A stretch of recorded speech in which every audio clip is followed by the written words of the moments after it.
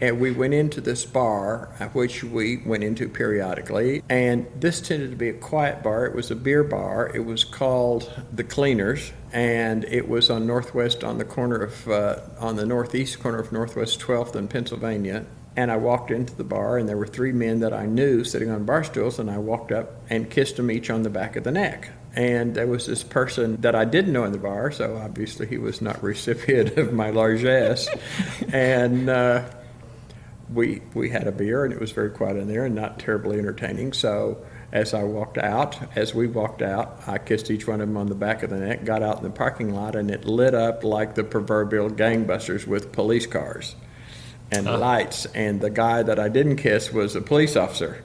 At that time, it was quite common, at least before elections, but periodically anyway, for the police to go into gay bars and clubs and arrest people for various immoral outrages like two men dancing together or whatever, and things that if straight people did them in a bar or a club, everybody go, oh ho hum, I was arrested for lewd and lascivious public behavior. That's the exact quote.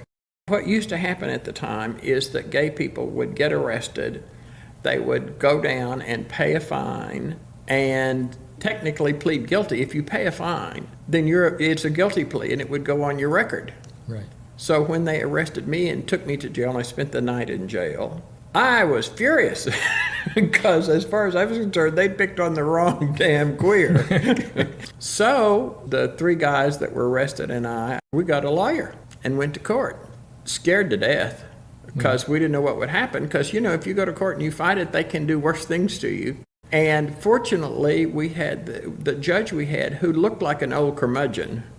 I say that as an old curmudgeon now, but the police officer said, what he had arrested me and us for. And the judge said, is that all that happened? And he said, well, but there was other things going on in the back room. He said, and did you file any charges? He said, well, no. And he blah, blah, blah. And a lot of people don't know this, but to be constitutional, a law has to be stated in a way that if you read it, you could tell what you were supposed to do or not supposed to do. It has to be very specific. It has to be clear about the intent of the law, what is and is not prohibited. And if there was a law in Oklahoma City that you couldn't wear a red plaid shirt from 2 to 4 o'clock in the afternoon on any Thursday, and you didn't know about it and you wore one, you could be arrested and you would be found guilty because you don't have to know the law to be guilty. But if you had looked at the law and couldn't figure out what they meant for you to do or not do, it is not constitutional. The law was, no one shall behave in a way in public as to be lewd and lascivious.